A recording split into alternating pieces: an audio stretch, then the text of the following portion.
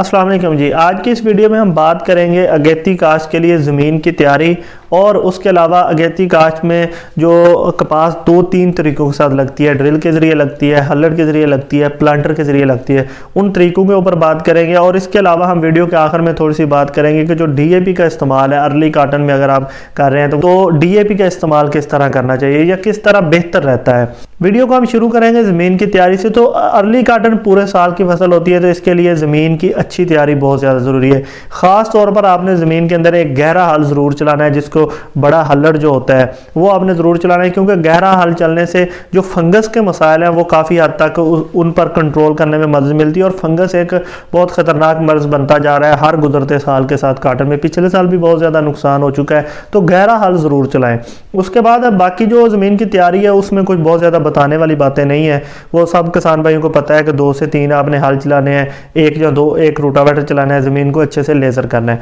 उसके बाद हम आ जाते हैं जो कि काश्त करने के तरीके हैं। उसमें जो पहला तरीका हम उस पर बात करेंगे वो है ड्रिल के ज़रिए काश्त। अब ड्रिल के ज़रिए काश्त जो है वो अर्ली काटन के अंदर बेहतर है कि आप ड्रिल के ज़रिए काश्त ना करें। अब ड्रिल के ज़रिए ज़मीन की तैयारी है उस मौजू पे तो बात करना कोई बनता ही नहीं, क्योंकि हर किसी को पता है। अच्छा, अब हम बात कर लेते हैं कि ड्रिल काश्त क्यों नहीं करनी चाहिए। देखें, इसमें 2-3 बातें हैं। एक तो सबसे बड़ा मसला कि इस वक्त बहुत ज़्यादा नमी है, ठीक है। जब आप रौनी करने के लिए उस ज़मीन को पानी लगाएंगे तो आपका वत्तर बहुत ज़्यादा जनेंगे। हाँ, अब ये हो सकता है कि कुछ अगर किसान ये कहें कि जी हमारी तो ज़मीन खाली पड़ी है तो हम 15 दिन 20 दिन पहले कर लेते हैं तो वत्तर आ जाएगी, तो चलो ये बात तो ठीक है। लेकिन उसके बाद एक तो उसमें बार बार आपको हल चलाने पड़ते हैं, और दूसरा अगर हल नहीं चलाएंगे आप तो उसमें क्या होता है कि जब बारिश आती है तो एग्जैक्ट पानी उस जगह पे जाके खड़ा हो जाता है जिस जगह पे कपास का पौधा होता है। तो जब सीधा उसके पौधे के तने के पास पानी खड़ा होता है तो एक तो आपके काटन एक तो थोड़ी बारिश में भी पौधा मुरझाना शुरू हो जाती है, कपास आपकी डैमेज होना शुरू हो जाए, और दूसरा फंगस के मसाइल वहाँ पे सामने आ जाते हैं जो कि और ज़्यादा खतरनाक है, जो कि मैंने वीडियो के शुरू में बताया। अगर आप हल चलाएंगे तो आपको बिला वजह हल्लू का खर्चा पड़ जाएगा, आपको बार बार हल चलाने पड़ेंगे, मिट्टी अच्छे तरह चढ़ानी पड़ेगी। तो इस सारे झंझट से बेहतर यही है कि आप खेलियों पे काश्त करें, अर्ली काटन या सीजनल हो तो खेलियों पे काश्त करें। ये दो तीन वजूहत थी जिस वजह से मैं ड्रिल के बारे में इतना मशवरा नहीं दूंगा, बेहतर है कि आप खेलियों पे करें। अब हम खेलियों में काश्त की बात करें तो खेलियों पे 2 तरह से काश्त होती है। एक जो हम प्लांटर के जरिए जिसको बेड शेपर कहते हैं उसके जरिए काश्त करते हैं, और दूसरा जो हल्लड़ के जरिए होती है जो कुछ इस तरह करके खेली निकलती है। तो इस तरह वाली खेली निकलती है हल्लड़ वाली। आप बेहतर है कि वो तरीका भी ना इख्तियार करें। वो तरीका कौन से किसान भाई इस्तेमाल करते हैं जिनके पास या तो प्लांटर नहीं है या फिर उनकी ज़मीन लेज़र लेवल नहीं है। तो भाई इतना ना ही ये चीज़ मुश्किल है कि आपके पास प्लांटर नहीं है, तो प्लांटर हर जगह पे अवेलेबल है। आप कोशिश करें बेड शेपर के जरिए लगाएं, और दूसरा वो कि आप ज़मीन लेज़र लेवल भी देखिए। आप अगर पूरे साल की फसल लगाते हैं और लेज़र लेवल का खर्चा कोई बहुत ज़्यादा नहीं है, 1400-1500 रुपये फी घंटे में है, 1-2 घंटे लगते हैं। तो जब आप इतना ज़्यादा खर्चा कर रहे हैं, इतनी बड़ी फसल लगा रहे हैं पूरे साल के, तो ये खर्चा आप लाजमी करें, ज़मीन को लेज़र लेवल करवा लें, और उसके बाद प्लांटर के ऊपर ही वो जो बेड शेपर है उसके ज़रिए काश्त करें। अब बेड शेपर पर जहाँ तक हमारी बात आ जाती है तो उसमें 2 तरह के हैं। उसमें भी एक तो ये है कि हम अकेला बेड शेपर फेर कर हाथ के ज़रिए चौपा लगा दें। अब इस पे जहाँ तक बात की जाए तो हाथ के जरिए चौपा लगाने में आपके बीज की बचत हो जाती है, क्योंकि कॉस्टली बीज है, ट्रिपल जी ज़्यादातर लग रहा है अर्ली काटन में। तो अगर आपने बीज की बचत करनी है तो वो फिर आप हाथ के जरिए चौपा लगा सकते हैं, वरना आप उस बेड शेपर के अंदर ही बीज डालकर 5 से 7 किलो के दरमियान या 8 किलो के दरमियान उसका घेरा कर दें। अब मैं आपको बताता हूं कि जो बेड शेपर है उसका और जो आप हाथ के जरिए चौपा लगाते हैं उसका असल में फ़र्क क्या होता है। अब बेड शेपर जो है देखें वो इस तरह बिल्कुल ज़मीन आपकी प्रेस करता जाता है, ठीक है।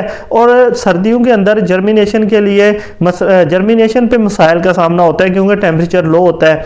अब उसके ऊपर धूप बिल्कुल बराबर पड़ती है सारा दिन, तो उसकी जो जर्मिनेशन है वो दोनों साइड पे बहुत अच्छी होती है।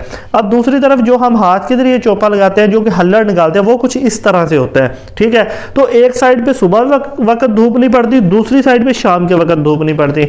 अगर आप प्लांटर के ऊपर काश्त करेंगे, प्लांटर के जरिए काश्त करेंगे, तो आपका जर्मिनेशन 4 से 5 दिन के दरमियान सर्दियों में भी हो जाता है। लेकिन अगर आप हाथ वाला चौपा लगवाएंगे तो आपका वही जर्मिनेशन 7 से 8 दिनों के दरमियान होगा, और उसमें भी जर्मिनेशन कम होगा।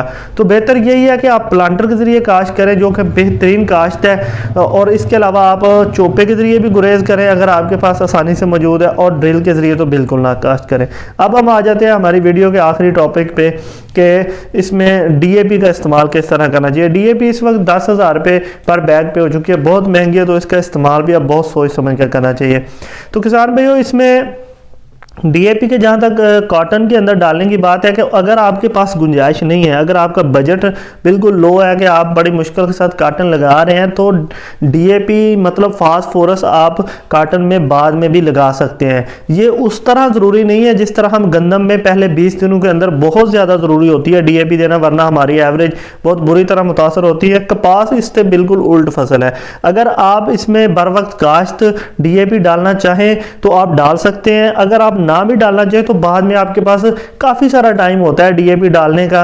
आप 30 दिन की 40 दिन की फसल होने के बाद ऐसा ऐसा डीएपी डाल सकते हैं। अगर आप जो किसान भाई डालना चाहते हैं तो वो कम से कम जो है ना 1 बोरी फी एकड़ के हिसाब से डालें या 1.5 बोरी फी एकड़ से हिसाब से डाल दें, तो बाद में फास्फोरस की ज़रूरत नहीं पड़ेगी, जो कि काफ़ी है। हाँ, अब आपने डालनी किस तरह, डालनी इस तरह है कि आपने अपनी ज़मीन को अच्छी तरह तैयार कर लेना है। तैयार करने के बाद आपने आखिरी हल से पहले उसका छटा करके एक हल चला के उसके ऊपर प्लांटर के जरिए खेलियां निकाल दें, तो वो भी तरीका ठीक है। ये ज़मीन को पूरी तरह तैयार करने के बाद डीएपी का छटा मारने के बाद आप उसके ऊपर प्लांटर के जरिए खेलियां निकाल दें। अब उससे होता क्या है, उससे होता कुछ इस तरह है कि जब आप तैयार ज़मीन के ऊपर डीएपी के छट्टा मारने के बाद प्लांटर के जरिए खेलियां निकालेंगे, प्लांटर इस तरह मिट्टी को इकट्ठा करता जाता है, तो आपकी वो जो डीएपी है वो इस तरह इकट्ठी होती जाती है बेड के अंदर, उस बेड शेपर के अंदर, और ठीक उसके ठीक ऊपर दोनों साइडों पे कपास की सीड का घेरा होता जाता है। तो वो एक बेहतरीन जो है ना फास्फोरस उसके अंदर इकट्ठी हो जाती है और पौधा बहुत आसानी के साथ ले लेता है, और वो मिट्टी जो है ना पूरा साल भुरभुरी पड़ी रहती है, क्योंकि वो इस तरह से होता है बेड शेपर, और बारिश में भी वो पानी नीचे आता रहता है। आज की वीडियो मैं बिल्कुल शॉर्ट सी बना रहा हूँ। बहुत से भाई कह रहे थे वीडियो कुछ लंबी हो रही है, तो इस वीडियो को मैंने बिल्कुल शॉर्ट कर दिया है, और आपने इस बारे में बताना है कि शॉर्ट वीडियोस ठीक है या इस पर ज़रा और ज़्यादा डिटेल के साथ बात करूँ। और वीडियो के आखिर में एक छोटी सी बात, भाई चैनल को जो सब्सक्राइब कर दें, फेसबुक पर देख रहे हैं तो वीडियो को शेयर कर दें। अल्लाह हाफिज़।